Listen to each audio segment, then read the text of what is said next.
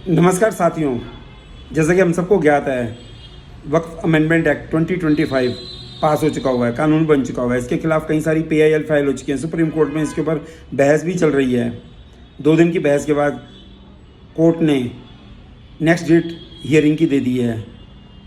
अब इस बहसबाजी के 2 दिन में वक्फ कानून के खिलाफ कपिल सिब्बल, मनु सिंघवी जैसे कई बड़े वकील पेश हो रहे हैं। उन्होंने जो दलीलें रखी हैं, मुझे बड़ा अजीब लगा उनकी दलीलों को सुनकर।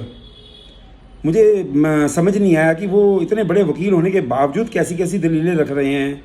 क्या ये वाकई में इतने प्रोफेशनल या हाईली समझदार लोग हैं भी या कि नहीं हैं। पहला उन्होंने एक कहा कि challenges involves an issue that is essential to a faith. अब भैया मुझे समझ नहीं आया, ट्रस्ट है जो कि गरीबों के उत्थान के लिए बनाया जाता है, और है भी गरीबों के उत्थान के लिए वक्फ बनाए गए हैं, लेकिन ये मैनेजमेंट ऑफ प्रॉपर्टी से रिलेटेड एक्ट है। इसमें फेथ कहाँ से आ गया? क्या ये किसी रिलीजन्स के अंदर घुस के उसके अंदर कोई चेंजेस करने के लिए बात कर रहा है? ऐसा कुछ नहीं है। फिर उन्होंने साइट किया है बार बार आर्टिकल 26 की जो वायलेशन हो रही है। आर्टिकल 26 मेरे ख्याल में इन वकीलों ने नहीं पढ़ा हुआ। आर्टिकल 26 की तो शुरुआत ही कहती है subject to public order, morality and health. अब सब्जेक्ट टू पब्लिक ऑर्डर का क्या मतलब होता है? अगर इनको इतनी समझ होनी चाहिए कि जिस तरह से वक्फ कानून चल रहा है इस वक्त, अभी तक चला है, जिस तरह से प्रॉपर्टीज़ जो सी 8 लाख से ज़्यादा प्रॉपर्टीज़ हो चुकी है, 9 लाख एकड़ से ज़्यादा की लैंड हो चुकी हुई है, वो किस तरह से हुई हुई है? किसी भी प्रॉपर्टी को, किसी भी पुराने 1500 साल पुराने मंदिर को या किसी भी हिंदुओं के गाँवों को पूरे के पूरे कह देना कि जी ये जी वक्फ की प्रॉपर्टी है, और उसको एक्वायर कर लेना, और केस भी खुद ही बनाना और उसका डिसीजन भी खुद ही देना। तो ये पब्लिक ऑर्डर का हाईली वायलेशन हो रहा है इस राइट का। ये कानून के कारण हो रहा है, जैसा कि ओरिजिनल बना हुआ है, ना कि इस अमेंडमेंट के कारण। अमेंडमेंट तो इसको बचा रही है। और इसके बाद फिर बात आती है थी कि to create a waqf it should be practising Islam for 5 years. इसके ऊपर ऑब्जेक्शन कर रहे हैं। अरे भैया आप एक चीज़ समझिए, अगर 5 ईयर ना सही कोई पीरियड रखना पड़ेगा, नहीं तो क्या होगा कि ये तो स्नैच करने का, किसी की भी लैंड को स्नैच करने का एक बड़ा इजी तरीका मिल जाएगा कि कल तक वो दूसरे धर्म का था, आज वो जी सुबह उसने धर्म को, दूसरे इस्लाम धर्म को कन्वर्ट किया है, और जी शाम तक उसने अपनी सारी की सारी जो सी उसकी करोड़ों की या जितनी बड़ी लैंड है उसको वक्फ में कन्वर्ट कर दिया गया है।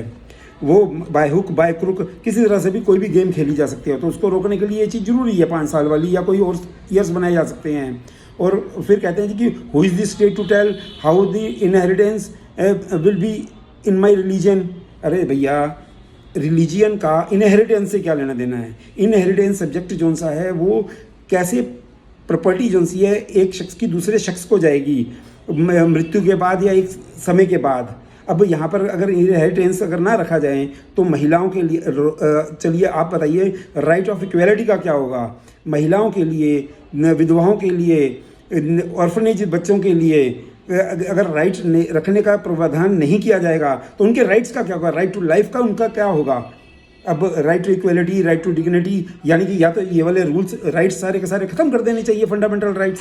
अगर आप इस इनहेरिटेंस के राइट्स के ऊपर अटक रहे हैं तो इनहेरिटेंस का राइट्स क्या कोर्ट ने डिसीजन नहीं दिए हुए? हिंदुइज्म में जब कर सकते हैं तो फिर दूसरे रिलीजन्स में क्यों नहीं कर सकते हैं? इसमें भी मुझे समझ नहीं है कि ये वकील लोग क्या चाहते हैं। और फिर एक बात उठाई थी, inclusion of non Muslims to the council, direct violation of the article 26। Article 26 का वायोलेशन मैं पहले ही बता चुका हूँ कि ये नहीं होता है।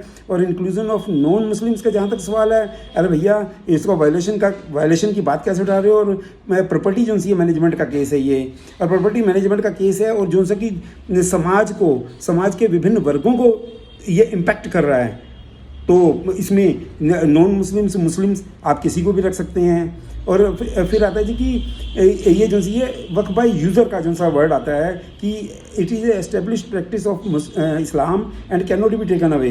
अरे भैया मुझे तो समझ नहीं आ रही कि ये बच्चे हैं, प्रोफेशनल हैं, कहते हैं जी 1-1 करोड़ रुपया पता नहीं कितने कितने एक पेशी का लेते हैं, और वक्फ बाय यूज़र का इनको मीनिंग नहीं समझ आता कि अगर आप किसी की भी प्रॉपर्टी को एनक्रोच कर लें और by hook and crook, by जिस तरह से मर्जी दबाव के द्वारा आप उसका यूज़ शुरू कर दें जो कि वक्फ के हिसाब से किया जाता है, तो उसको कहते हैं कि बाय यूज़र हो गया ये।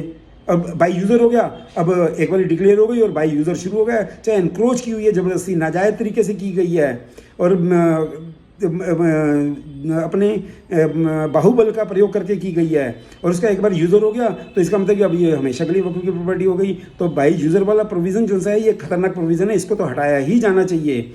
अब इसके अलावा जो सी है कोर्ट ने इसके ऊपर कहा कि भैया कि क्या किसी हिंदू रिलीजियस ट्रस्ट के ऊपर मुस्लिम्स को या किसी अदर देन हिंदूज़ को बैठाया जाए तो कैसा लगेगा। तो भैया जी कोर्ट को ये जानकारी होनी चाहिए कि कुंभ जो सा 2013 का आया था उसमें भी एक मुस्लिम को उसका अधिकारी बनाया गया था और ऐसे कुछ एक मंदिर हैं और ट्रस्ट हैं, रिलीजियस ट्रस्ट हैं जिनके ऊपर की गवर्नमेंट अपने ऑफिशियल्स को बैठा के बैठी हुई है। उस केस में तो कोर्ट ने कभी ऑब्जेक्शन रेज नहीं करी है। और जहाँ तक कि एक जगह ये भी कहा गया कि मॉस्को चर्चेस जो सी हैं इंडिपेंडेंट और ऑटोनोमियस बॉडीज़ की तरह से काम करती हैं, जबकि बड़े बड़े मंदिरों के अंदर जो सी है गवर्नमेंट अपने ऑफिशियल्स बिठा के रखती है और जितना डोनेशंस या कमुलेशंस होती हैं उसमें से मेजर पोर्शन जो सा है एक वो गवर्नमेंट लेके चली जाती है। जब वहाँ पर इनकी कोई ऑब्जेक्शंस नहीं आ रही हैं तो फिर आप एक बताइए कि फिर इस एक्ट के अंदर कहाँ से वायलेशंस हो रही हैं। मेरे हिसाब से कोर्ट को समझना होगा, क्योंकि हर एक काला कोट, चाहे वो पुराना हो, काले कोट पहनने वाला वकील, चाहे वो जितना मर्जी सीनियर हो, चाहे उसके कितने बड़े लिंक्स हों सोशल एक्टिविटीज़ में या रिलीजियस एक्टिविटीज़ में, जहाँ मर्जी वो अपना रोल प्ले करता हो, इसका ये अर्थ नहीं होता कि वो बड़ा समझदार व्यक्ति होगा, क्योंकि उसके निजी स्वार्थ उसके अंदर निहित हैं और इस कारण कोर्ट को यह देखना पड़ेगा।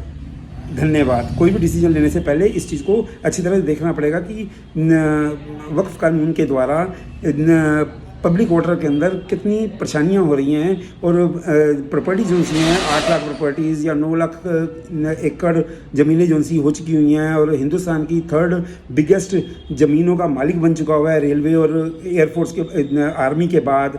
तो इन विषयों को भी भूला नहीं जा सकता और इस विषय को भी नहीं भूला जा सकता कि सन 47 में धर्म आधार पर देश का बंटवारा हुआ था और लाखों लोगों को अपनी जानों की कुर्बानी देनी पड़ी थी, लाखों लोगों को, करोड़ों लोगों को बेघर होना पड़ा था और वो धर्म आधार पर हुआ था। उसके बावजूद हिंदुस्तान सेकुलर बना और पाकिस्तान और बांग्लादेश जो सी है मुस्लिम कंट्रीज़ घोषित की गई हैं। तो इन विषयों को भी नज़रअंदाज नहीं कर सकती कोई भी कोर्ट। धन्यवाद। जय हिंद, जय भारत।